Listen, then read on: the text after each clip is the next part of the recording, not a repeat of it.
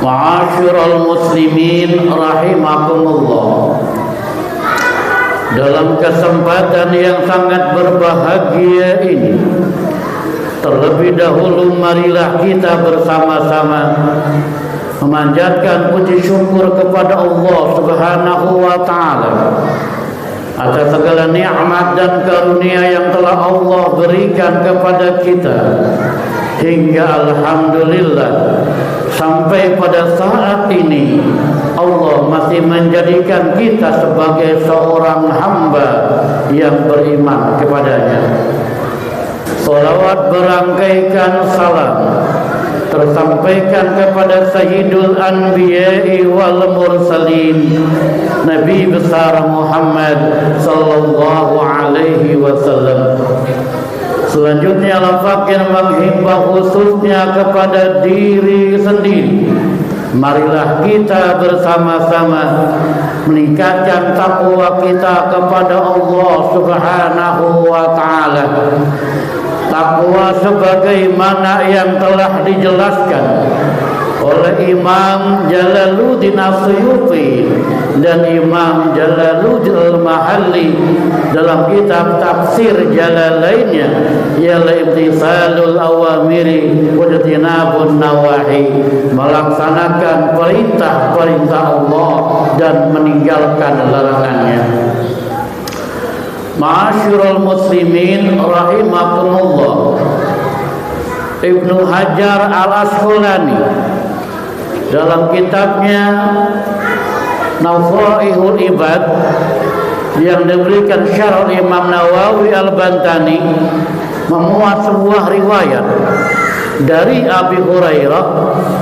Di sana dijelaskan salasun muhlikatun, ada 3 amalan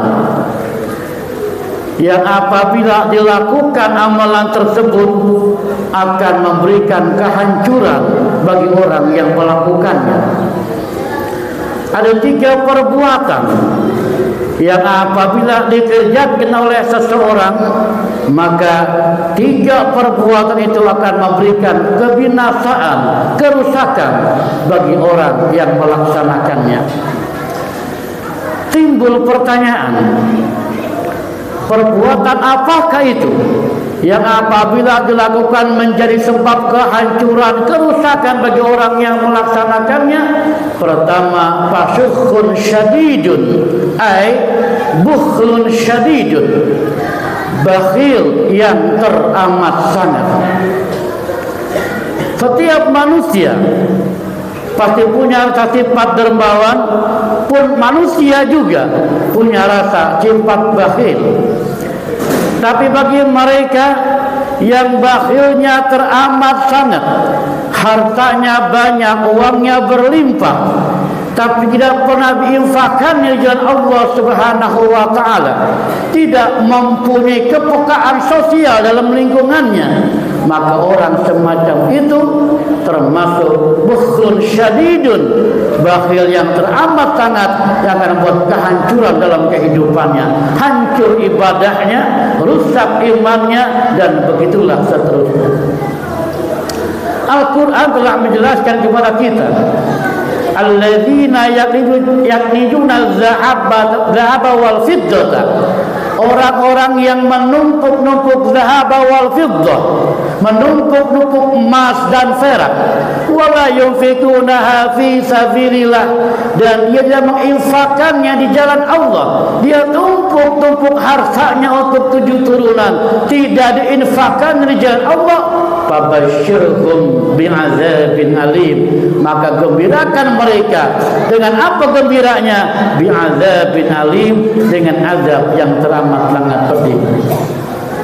Bukankah contoh telah menjelaskan kepada kita bahwa seorang tokoh yang bernama Qarun di zaman Nabi Musa, hartanya berlimpah sampai kunci gudangnya hartanya saja seharus onta yang bawa, tapi akhirnya karena bakhil yang teramat sangat, maka Qarun dan hartanya ditenggelamkan dalam bumi oleh Allah Subhanahu wa taala. Itu yang pertama, fasyukun syadidun ay bukhlun syadidun, bakhil yang teramat sangat.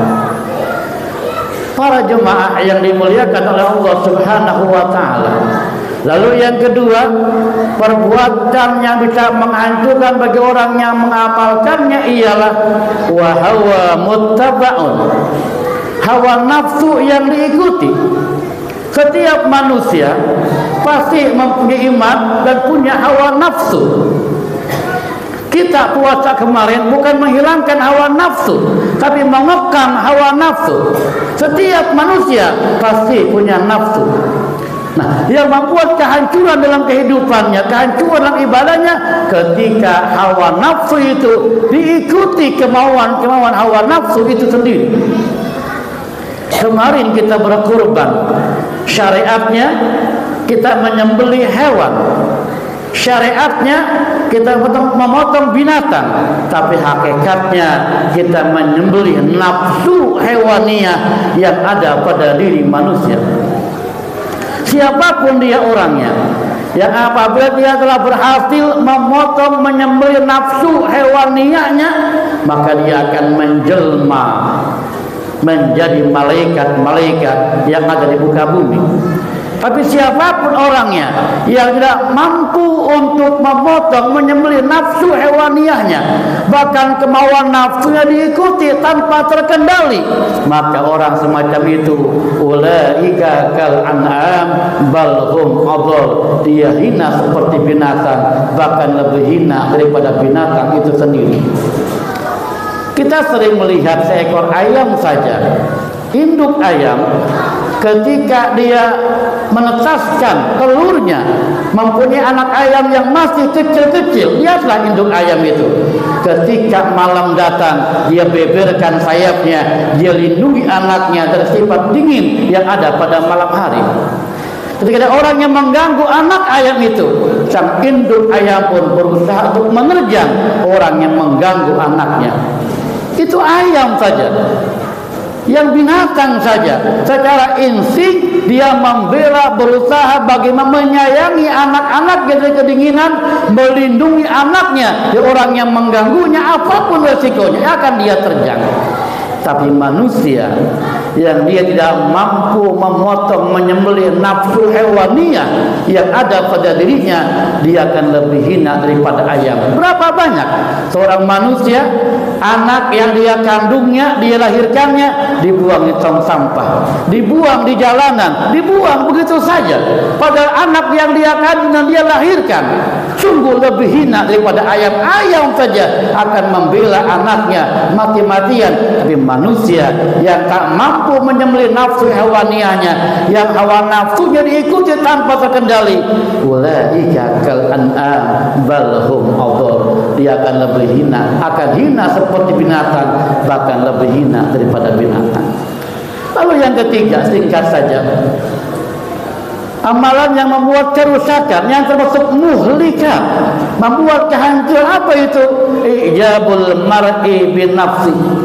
Dia ujub dengan dirinya sendiri, dia bangga dengan sendirinya sendiri. Kenapa? Sebab najrahu bi'ainil kamal, dia melihat dirinya bi'ainil kamal, dengan pandangan sempurna, merasa dirinya telah sempurna, sempurna ilmu agamanya, merasa sempurna dunianya, merasa sempurna semua yang dia miliki, hingga akhirnya dia akan sombong dengan dirinya sendiri, merasa dirinya lebih baik daripada orang lain, merasa dirinya lebih hebat dari orang lain, merasa dirinya lebih alim dari orang lain, merasa dirinya paling dermawan dari orang lain, merasa dirinya paling dari orang lain. Ijabul mar'i bin nafsi, sombong dengan dirinya sendiri. Nauzubillah tsumma nauzubillah.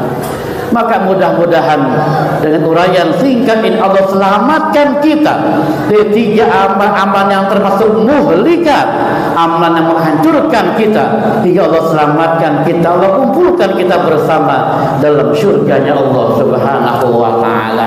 Amin ya rabbal alamin.